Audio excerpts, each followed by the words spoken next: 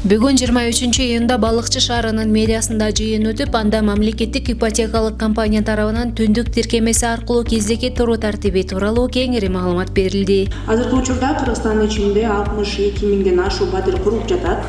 Гөлдү айта кетсек, Гөлдө 6406 батир куруп жатат. Жакынкы арада күз айларында биз Каракол шаарында 420 батирди тапшырабыз. Ошондой эле Чолпон Ата шаарында да куруп жатат. Чолпон Ата шаарында 5 этаждуу үйлөр болот, Каракол шаарында 12 этаждуу үйлөр. Андан сырткары азыркы учурда мамлекеттик ипотекалык компания эки механизм менен иш жүргүзөт. Бул бизге кезекке турсаңыздар болот жана баштапкы төлөмү менен баягы үчтүк курулуш деп көптөн бери айтып келебиз, ошол механизм менен иштейбиз.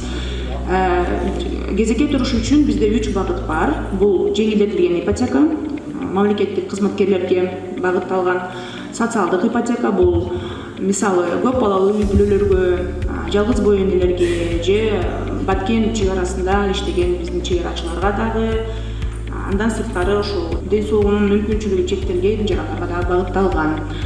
Андан сырткары жеке тармакта иштеген жарандарыбызга арзан ипотека деген бар. Бул жерде айырмасы проценти. Мисалы жеңилдетилген ипотека менен социалдык ипотека баштапкы төлөмү жок, 4% менен берилсе 25 жылга, арзан ипотека жеке тармакта иштеген жарандарыбызга 8% менен берилет. Ошондой эле баштапкы төлөмү жок, 25 жылга.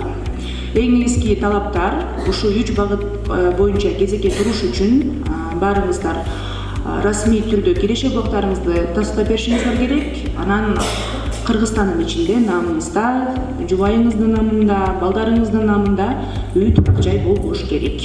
Катышуучуларга тиркеме аркылуу катталуу, документтерди тапшыруу жана онлайн түрүндө арыз берүү жол жоболору иш жүзүндө көрсөтүлдү.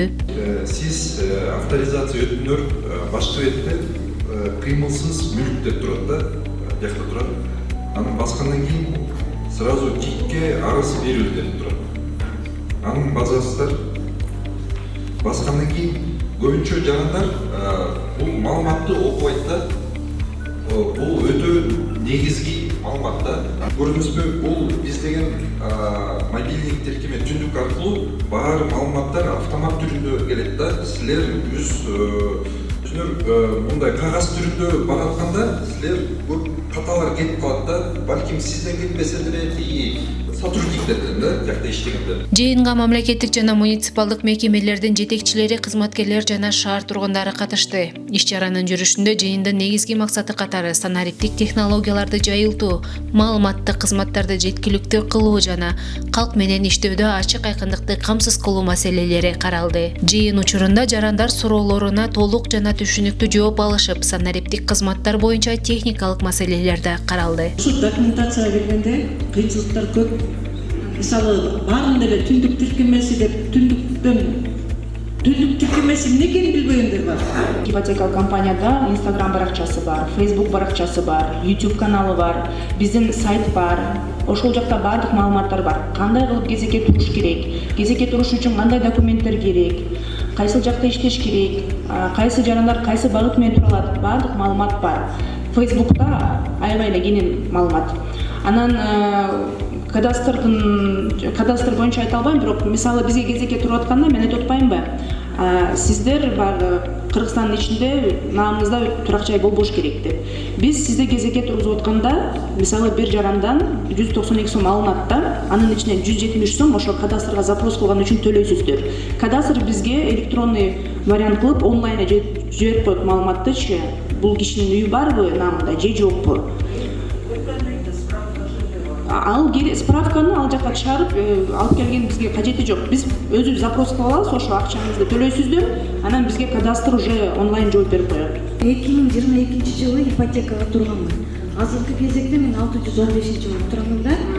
Бирок ошо ипотеканы мен деген азыркы курулуп аткан үйлөрдөн гана ала аламбы же вторичный деп коюп мурда салынган үйлөрдөн ала аламбы? Азыркы учурда өзүбүз куруп жаткан үчүн биз гана куруп жаткан үйлөрдөн ала аласыздар да. Азыр айтып кеттиңиз, жанагы инвалидтер жөнүндө. Биринчи, экинчи группа инвалид үчөтүн киребин, кирсе финансовый жагы жанагы акча жагын айтып атпайсыз да. Ошол кайдан алышат инвалидтерде, кайдан акча?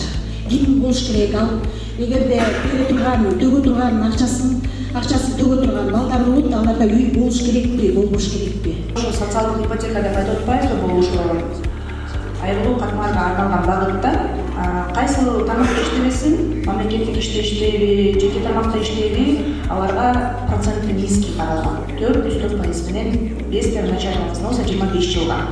Ошол жеңилдетилген шартта бизде каралат. Бул жыйын санариптик кызматтардын коомчулукка жеткиликтүүлүгүн камсыздоодо жана калк менен тыгыз иштешүүдө маанилүү кадам болду.